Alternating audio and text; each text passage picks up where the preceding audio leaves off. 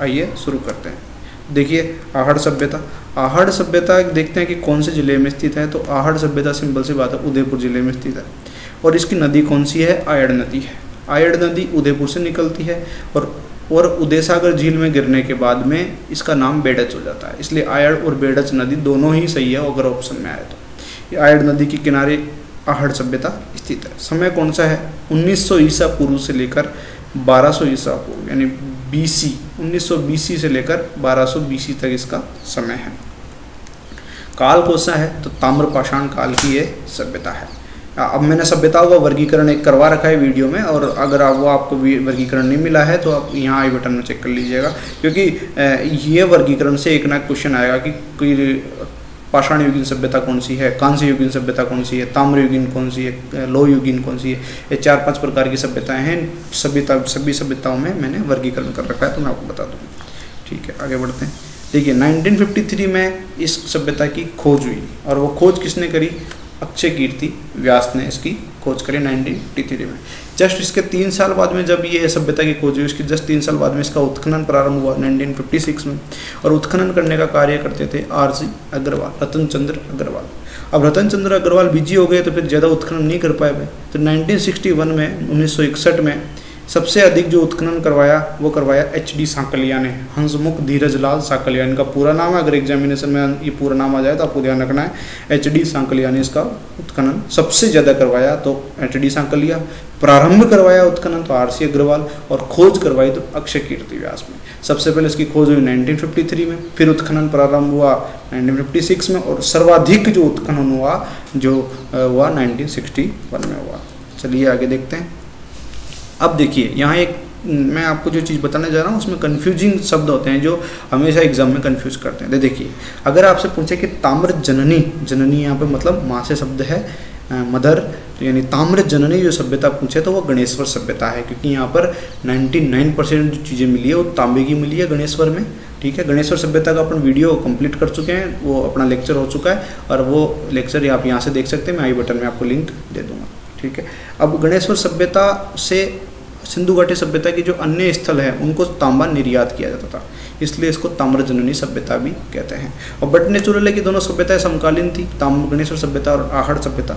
इसलिए जो आहड़ सभ्यता है इसको ताम्रवती सभ्यता कहते हैं, या ताम्रवती नगरी, दोनों के नाम से इसको जाना जाता है। तो अगर आपसे ताम्रजननी पूछा जाए तो आप बताएंगे गणेश्वर, और अगर आपसे ताम्रवती नगरी पूछा जाए या ताम्रवती सभ्यता पूछा जाए तो आप उदयपुर की सभ्यता बताएंगे, और उसका नाम क्या है? आहड़।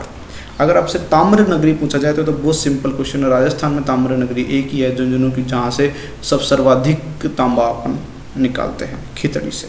ठीक है, आगे चलते हैं।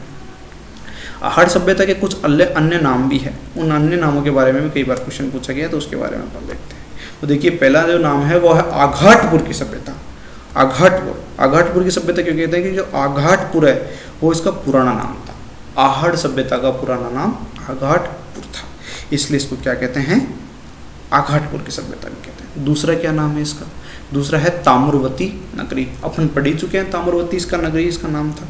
ये क्यों है? क्योंकि यहाँ पर तांबा उद्योग बहुत ज़्यादा विकसित था, बहुत ज़्यादा विकसित था। तांबा उद्योग विकसित था तो बट नेचुरल तांबे की चीज़ें मिलेगी। तो क्या क्या मिला? तो देखिए तांबे की कुल्हाड़ी मिली। ठीक है, दूसरी चीज़ क्या मिली? तांबे की थाली मिली। तीसरी चीज़ क्या मिली? तांबे का त्रिशूल मिला। ठीक, अब 2 नाम हो गए, आघाटपुर की सभ्यता और ताम्रवती नगरी। आगे चलते हैं। देखो धूलकोट की सभ्यता, नया तीसरा नाम है इसका, धूलकोट की सभ्यता।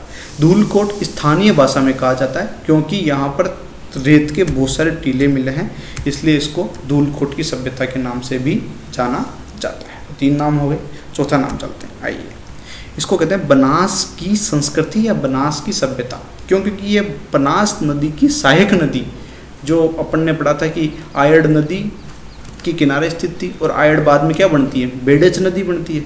और बेड़च किसकी सहायक नदी है? तो बनास की सहायक नदी है। तो बनास संस्कृति की सहायक नदियों के किनारे स्थित होने के कारण इसको अपन ने क्या कह दिया कि यह बनास की संस्कृति कह दिया। तो बनास की सहायक नदी आयड़ के किनारे स्थित होने के कारण इसको बनास की संस्कृति कह। इसके बाद लाल काले मृदभांडी की सभ्यता।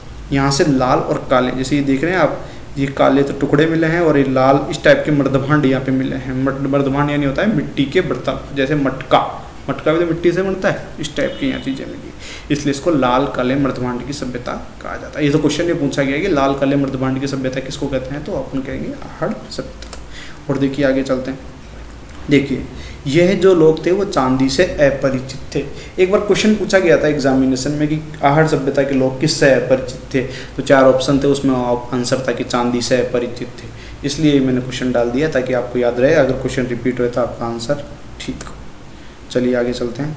देखो इसके कुछ प्रमुख साक्ष्य मिले हैं यहाँ पर। साक्ष्य का मतलब होता है कि जैसे कोई सभ्यता है उसकी खुदाई करवाई जाती है, खुदाई करवाए बाद में कुछ महत्वपूर्ण वस्तुएं मिलती है, उन वस्तुओं से फिर क्या अंदाज़ा लगाया जाता है कि वहाँ के लोग कैसे रहते थे, यहाँ क्या होता था। बस सब ये संभावना का खेल है, कोई कुछ पता नहीं है कि कैसा था, बस एक केवल अंदाज़ा लगाया जाता है बस। देखिए आइए पहला साक्ष्य देखते हैं।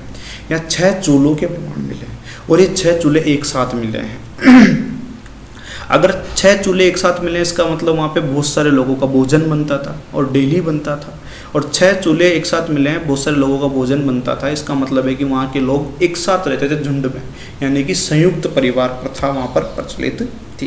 तो चूल्हे मिले हैं, वहाँ पर कैसी प्रथा प्रचलित थी, संयुक्त परिवार प्रथा। संयुक्त परिवार प्रथा का तो अनुमान लगाया है इन चूल्हों के आधार पर, क्योंकि चूल्हों की संख्या कितनी है, 6 है। आगे बढ़ते हैं, ठीक है।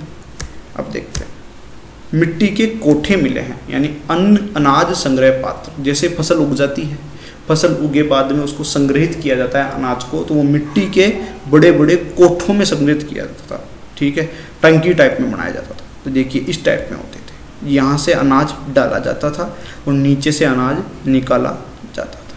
तो ये होते हैं इस टाइप की कोठे यहाँ मिले हैं, तो इसको बोलते हैं मिट्टी के कोठार बोलते हैं, कोबरी बोलते हैं राजस्थानी भाषा में, कोठरी भी इसको बोलते हैं। तो ये अनाज संग्रह पात्र मिले हैं।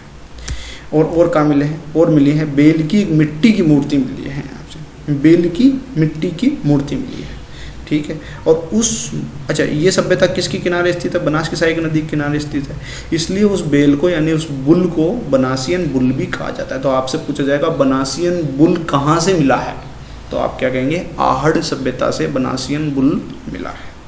तो देखिए इस टाइप का बनासियन बुल मिला है, तो अपन दोनों चीज़ें बता देंगे, ठीक है। आगे चलते हैं।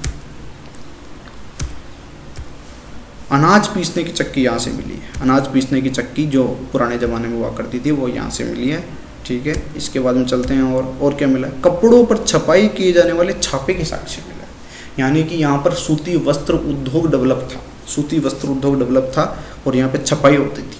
तो इस प्रकार के जो छापे हैं इनको स्याही में रंग के और छाप दिया जाता है कपड़े पर, और कपड़े पर ऑटोमेटिक प्रिंट आ जाता है, हाथ से छपाई की जाती है। ये सांगानेरी जो हैंड ब्लॉक प्रिंटिंग है उसकी विशेषता है, आप अगर आर्ट एंड कल्चर पढ़ेंगे तो उसमें पढ़ेंगे, ठीक है। आहड़ सभ्यता संबंधित कुछ प्रमुख स्थल है जिनके बारे में क्वेश्चन आ सकता है। इसमें 2 प्रकार के क्वेश्चन बन सकते हैं कि आहड़ सभ्यता से संबंधित निम्नलिखित स्थल नहीं है, तो वो 3 सभ्यता तो मेवाड़ की दे देगा और 1 सभ्यता गंगानगर की दे देगा, तो आपको गंगानगर वाली पे टिक करना। या फिर ऐसे पूछा जाएगा बालातल सभ्यता कहाँ स्थित है, तो आपको बताना पड़ेगा वल्लभनगर उदयपुर में स्थित है। गिलुंड सभ्यता है जो कि राजसमंद जिले में स्थित है, और ओजियाना सभ्यता है जो कि भीलवाड़ा जिले में स्थित है। तो इस प्रकार से 3 जो प्रमुख स्थल आहड़ सभ्यता से संबंधित है, यानी कि ये जैसे उस टाइम के छोटे छोटे नगर थे आसपास में फैले हुए थे, आहड़ तो मेन सेंटर था इनका, और इसके 3 शाखाएं थी, बालाथल, गिलुंड और ओजियाना। चलें आगे चलें। Thanks for watching. और अगर आपको ये वीडियो पसंद आया तो लाइक कीजिए, अगर आपको कोई प्रश्न है या कोई चीज़ आप बताना चाहते हैं तो आप कमेंट कीजिए, और इसको सब्सक्राइब कीजिए, चैनल को सब्सक्राइब कीजिए, और कीप स्माइलिंग ऑलवेज, और हंसते रहिए, मुस्कुराते रहिए। Bye bye.